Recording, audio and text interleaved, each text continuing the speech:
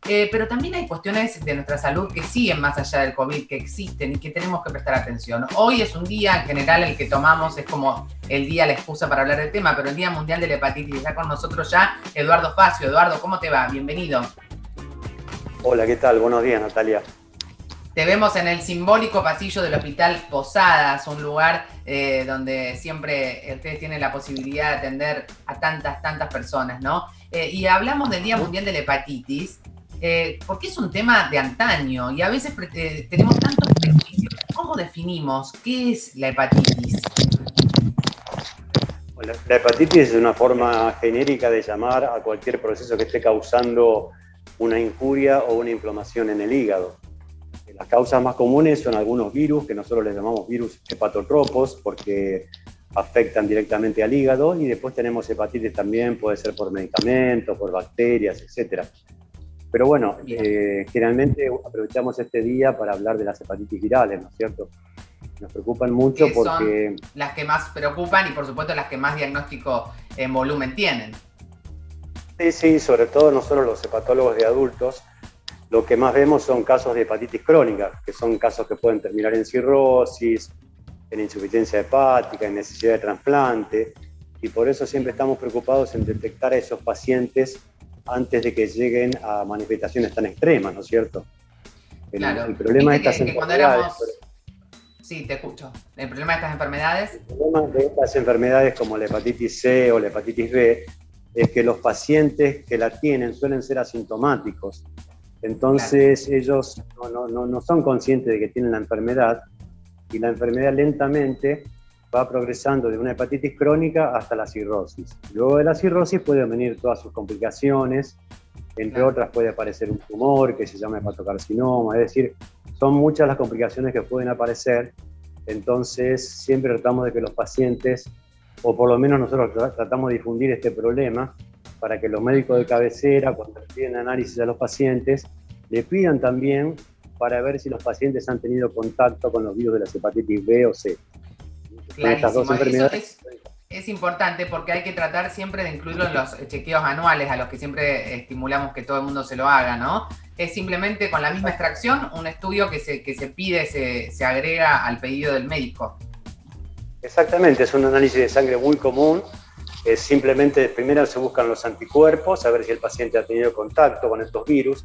Y bueno, por supuesto que si algún paciente da positivo, después hay que profundizar el estudio, pedir la carga viral para ver si el virus sigue estando en la sangre.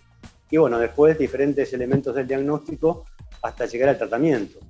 También es importante recordar que ha habido muchos avances en el tratamiento.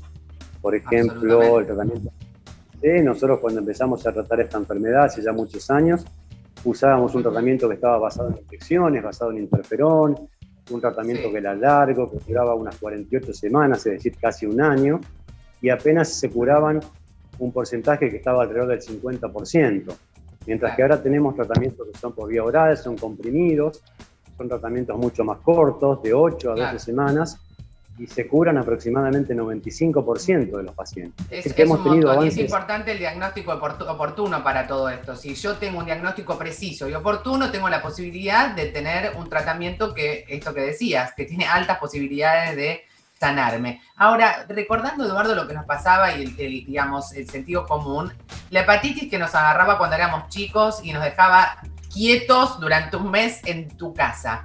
¿Cuál es esa hepatitis y qué hay que tener en cuenta si tuviste hepatitis cuando eras chico? Esa es la hepatitis A. Esa es la hepatitis A. Es importante aclarar que esa hepatitis siempre se cura, no deja secuelas, o sea, nunca se transforma en una infección crónica, y al paciente le queda el hígado absolutamente sano. Es decir, el hígado no queda más débil, no queda más susceptible a nada. Simplemente es una infección que... y muy infrecuentemente podía causar una hepatitis fulminante. Ese era su mayor peligro.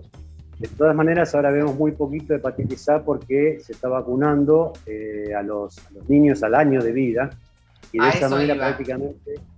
Fíjate qué importante la vacuna, ¿no? Ese es un caso exactamente claro de cómo pudimos erradicar una problemática que afectaba a una generación que siempre tenía esa hepatitis, simple y sencillamente con una vacuna.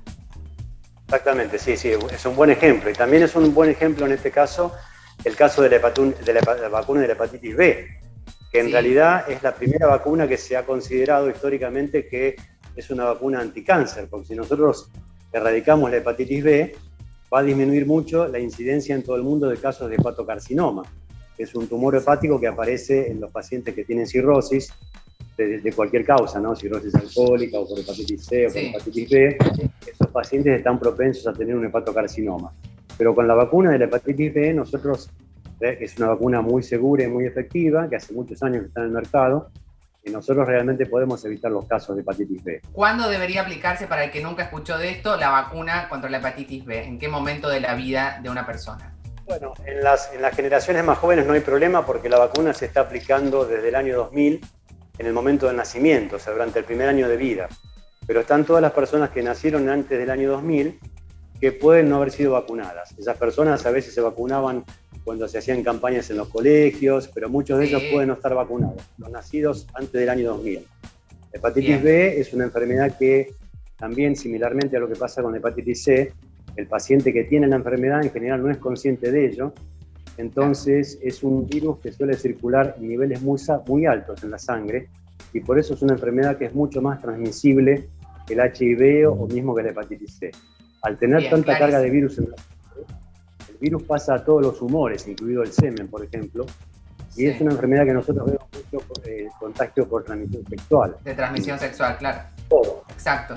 Exacto, y es muy importante la prevención, ¿no? La profilaxis en las relaciones sexuales, que puede evitar incluso eso, que sin querer lo haces porque no sentís nada, como decías vos, es asintomático. Exactamente. Tenemos una consulta del público, varias, pero vamos a pasarte alguna porque nos van a matar. Este es un tema que me apasiona y me parece que es tan importante hablarlo, ¿no? Raquel dice, ¿la cirrosis solo la tiene la gente que toma alcohol? Un poco recién lo respondiste. No, justamente tenemos muchas causas de cirrosis. Por ejemplo, la hepatitis C, la hepatitis B, la hepatitis autoinmune, la cirrosis biliar primaria, que es otra enfermedad de tipo autoinmune. Hoy en día se ve mucho también el caso del hígado graso no alcohólico, que es esta enfermedad que se da en las personas que tienen sobrepeso, obesidad, diabetes, que es una enfermedad que actualmente ya es una epidemia en todo el mundo. Hay estudios muy amplios que muestran que tiene una prevalencia de aproximadamente 25% a nivel mundial. Vamos a hablar del hígado graso, que te propongo al aire. Mirá, lo que te propongo, Eduardo, es un tema en sí, porque el hígado graso es algo que es mucha gente que lo padece y no lo tiene diagnosticado a tiempo. Y es una gran problemática de la que vamos a hablar. Dice Laura, ¿cómo me doy cuenta si tengo hepatitis? Bueno, también lo dijimos hace un ratito. Sí, lo decíamos, el paciente puede no tener ningún síntoma. El caso típico para hablar de esto es el de la hepatitis C, que es una enfermedad que en promedio, desde la infección hasta la aparición de cirrosis, en promedio transcurren aproximadamente 30 años. Y la persona está asintomática todo ese tiempo. Terrible. Pero claro, si se hace controles, chequeos, hepatogramas, lógicamente el médico va a ver que las enzimas hepáticas van a estar alteradas en los análisis. Y bueno, si el médico profundiza el estudio, lógicamente le va a pedir los anticuerpos para virus C. Hay que incluir en el control anual, nada más pedirle a tu médico que te incluya una cuestión vinculada a la hepatitis y todos nos quedamos tranquilos. Dice Miguel, ¿cuál es la diferencia entre hepatitis y mononucleosis? Buena pregunta, Miguel. No, la mononucleosis es una infección causada por un virus, que es el virus de Epstein-Barr, que entre otras manifestaciones es una enfermedad que suele dar aparición de ganglios, angina, aumenta el tamaño del vaso, pero también suele dar un compromiso hepático, es decir, una hepatitis que suele ser bastante leve y que no se transforma en crónica, es decir, no tiene el riesgo que tienen las hepatitis C o B, por ejemplo, de transformarse en crónica y llevar al paciente a la cirrosis. Eso no sucede con la mononucleosis. Bien clarísimo. Bueno, Eduardo Facio, muchísimas gracias por tu tiempo, por tu conocimiento y por ayudarnos a poner blanco sobre negro sobre cuestiones tan básicas y sencillas que a veces, como lo vivimos habitualmente, no lo percibimos, no lo valoramos y no entendemos que con un examen de sangre podemos prevenir, podemos curar a tiempo y que hay vacunas que se han incluido, más allá de lo que pasa ahora con la vacuna de COVID, hace mucho tiempo que nos están protegiendo y están resolviendo cuestiones de larga data. Muchas gracias a vos y a toda la gente del Hospital Posadas. Bueno, muchas gracias a ustedes. Hasta luego.